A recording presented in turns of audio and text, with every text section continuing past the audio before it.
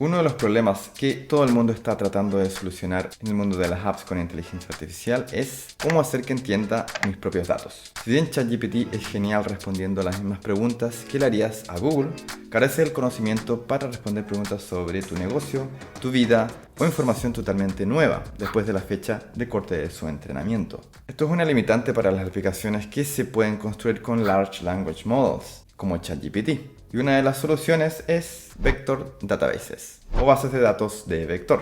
La más popular ahora es Pinecone, que hace poco fue valorada como en $700 millones.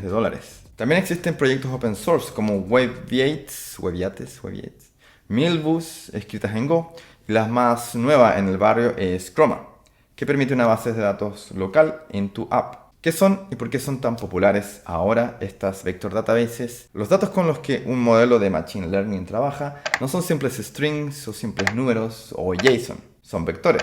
Un vector es un arreglo de datos que es la representación numérica de un input en el modelo. Esto es lo que también se llama embedding, concepto usado en matemáticas cuando se quiere pasar un dato de un espacio de altas dimensiones a un espacio con bajas dimensiones. Se quiere incrustar o embeber, por eso se llama embedding. Con un ejemplo va a quedar más claro. Convertimos la palabra perro a un vector y lo mapeamos en un espacio. Luego convertimos la palabra ratón y lo ponemos en el mismo espacio de dimensiones. Aquí podemos aplicar operaciones geométricas para analizar las palabras. ¿Qué tan similares son, por ejemplo? Donde empieza la magia es si agregamos una tercera palabra, queso, y la mapeamos. Y ahora con operaciones matemáticas podemos ver a qué es más similar. Y vemos que está más cerca de ratón que de perro, porque los ratones comen queso.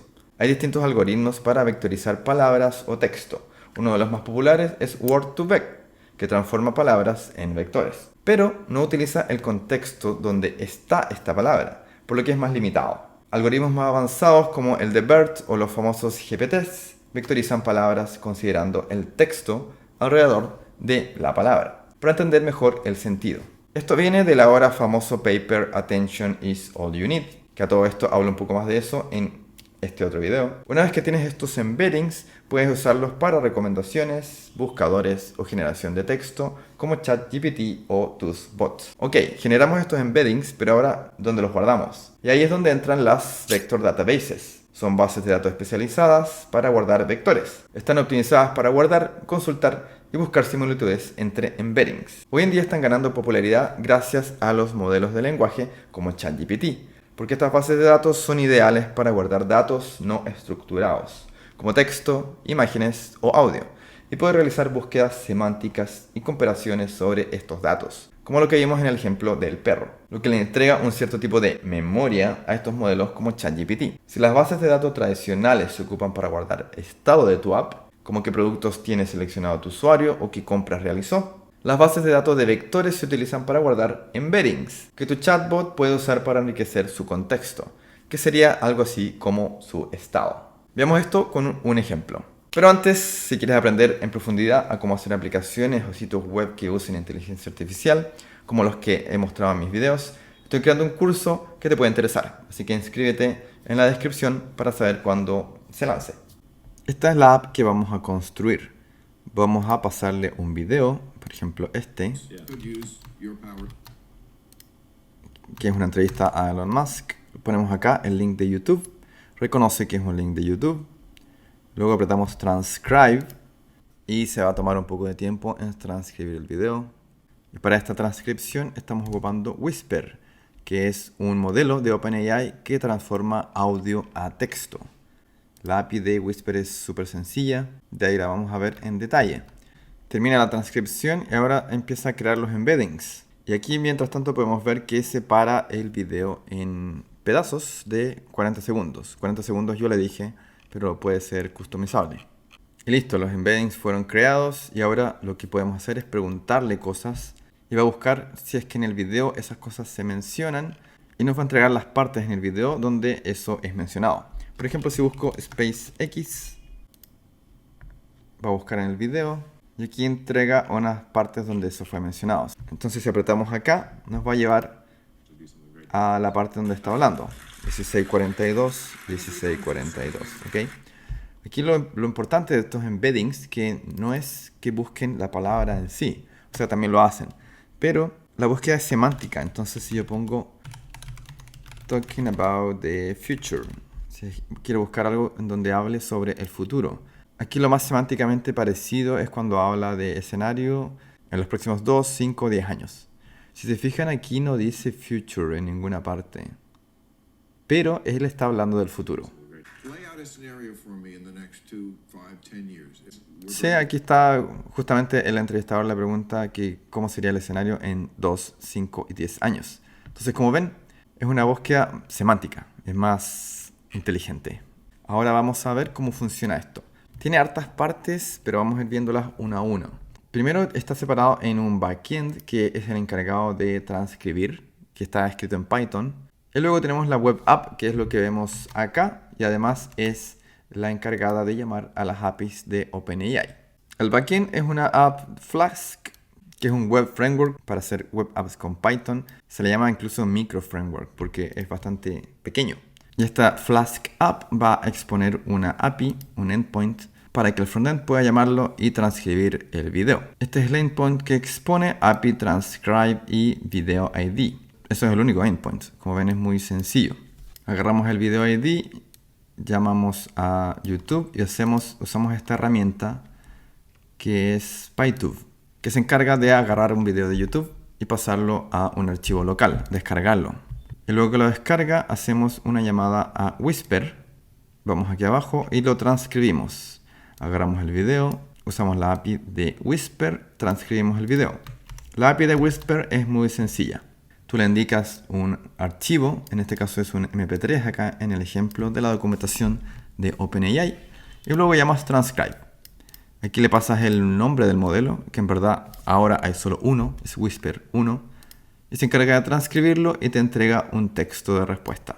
En este caso, este audio MP3 dice esto. Y eso es todo. No hay ninguna otra ciencia. Entonces tenemos nuestro video, lo descargamos y lo transcribimos. Y ahora tenemos el resultado. Para un video de YouTube puede llegar a ser mucho texto. Entonces en el caso de esta app, yo hago un reformateo del texto en donde separo en segmentos de 40 segundos. Aquí ustedes pueden cambiarlo a lo que quieran. Si es un video muy largo, quizá quieren ponerle más. Si es un video más corto, pueden ponerle menos. Y una vez que tenemos la transcripción y los segmentos separados, la devolvemos al frontend, que es una app SvelteKit. El app de SvelteKit tiene estas rutas. No necesitan saber SvelteKit para entender esto, pero igual lo voy a repasar. Tenemos las rutas que son, estos serían los endpoints que llama nuestro frontend. Esto es lo que ven ustedes acá. Este archivo, page.svelte. Tenemos el JavaScript con las funciones. Luego tenemos el HTML, que es lo que se está haciendo render acá. Y estoy ocupando Tailwind para los estilos, así que por eso pueden ver un montón de clases en los elementos HTML. Entonces vamos de nuevo al frontend. Yo pego acá un video, aprieto transcribe y nuestra app llama a el backend Python. Vamos a buscar aquí transcribe. Esta es la URL, que en este caso es localhost API transcribe y el video ID. Como vimos, esto está acá. API transcribe video ID. Entonces el backend Python se encarga de transcribir eso. Una vez que recibimos los segmentos ya transcritos, creamos los embeddings. Y para hacer esto, llamamos a la API de OpenAI. El frontend llama al backend, llama al endpoint create embeddings, pero de la app de SvelteKit. Ya no vamos a usar más la app de Python, ya estamos solo en SvelteKit. Para crear los embeddings, llamamos a la API de OpenAI. Y la API de OpenAI también es muy sencilla. Aquí vamos, embeddings. Ustedes ya saben lo que es un embedding, así que vamos a ver cómo crearlos. La API de embeddings, uno le pasa un texto, le indica el modelo con el que quiere hacer los embeddings, que creo que el único disponible es Text Embedding ADA2. Y esto te devuelve un embedding. Te devuelve esta respuesta. Y si se fijan aquí en Data tenemos el embedding, que es, como les dije antes, un vector de números que representa el texto en un espacio de dimensiones. Vamos a ver la API Reference y los embeddings acá están. Porque aquí podemos cambiarlo a Node.js. Y como ven es lo mismo y muy sencillo. OpenAI, Create Embedding, le pasamos el modelo y el texto. Y te va a responder con esta estructura, con el embedding correspondiente a tu texto. Entonces eso es lo que hacemos acá. Llamamos a la API del embedding, nos devuelve el response. Y si se fijan acá, esto es un for. Entonces por cada uno de los segmentos que yo obtuve de la transcripción, voy creando un embedding. Una vez que se crea el embedding, siento que he dicho muchas veces embedding, lo guardamos en la base de datos de vectores, que es lo que estamos hablando en este video, ¿cierto? Y esta base de datos es una base de datos Postgres creada en Supabase. Si conocen Supabase, es una alternativa open source a Firebase, así es como ellos se llaman a sí mismos. Y es básicamente un Postgres en la nube y uno puede acceder más fácilmente. Y ellos hace unos meses, no tanto, en febrero, agregaron una extensión a Postgres que se llama pgvector, que te permite guardar vectores en esta base de datos Postgres. Y con eso se convierten en una base de datos de vectores, como Pinecone o las otras que les mencioné. Ustedes son libres de ocupar cualquiera, pero yo ocupé Supabase porque ya la tenía y me pareció sencillo. Entonces insertamos este embedding, que es el que obtuve aquí, en la base de datos, en la tabla script rows. Y si nos vamos a Supabase en la tabla, esta es la tabla y vemos que acá hay una columna con embeddings. Y como pueden ver, son los vectores numéricos. Y aquí está el texto. Si nos vamos a ver el front-end, aquí está. Y cada uno de estos segmentos quedó guardada en la base de datos. Aquí está el texto. También con el tiempo indicado y el embedding. Y una vez que nosotros hacemos la consulta, talking about the future en este caso, lo que pasa acá es que el frontend llama ahora al endpoint de search. ¿Dónde está? Aquí arriba. Aquí. Llama al endpoint de search de SvelteKit, que es el que está acá. Y este endpoint de search, como les dije, lo que tiene que hacer es crear un nuevo embedding con la palabra nueva, con el nuevo texto, con este texto, talking about the future. Crea un nuevo embedding usando la API de OpenAI y luego se va a la base de datos Supabase a buscar las similitudes. Esta es una función dentro de la base de datos de Supabase, es una función Postgres. Y lo que hace esta función es agarrar este embedding, irse a los embeddings que ya hay disponibles y buscar los que tienen más similitudes. Y yo le digo, hazme un match de los 10 con más similitudes. Entonces me devuelve los 10. El primero acá es el que es más igual a este texto semánticamente. Y eso sería todo. Como ven, no es tan complejo. Tenemos que primero hacer la transcripción, que lo hacemos con Python y la librería de Whisper. Una vez que tenemos la transcripción, la separamos en segmentos. Luego generamos los embeddings por cada uno de estos segmentos.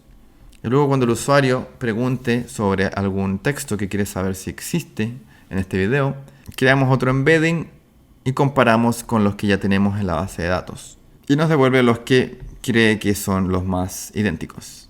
Y bueno, así es como pueden crear sus propios embeddings. Y esto es el primer paso para crear bots con sus propios datos. Cosa que veremos en profundidad en el próximo video.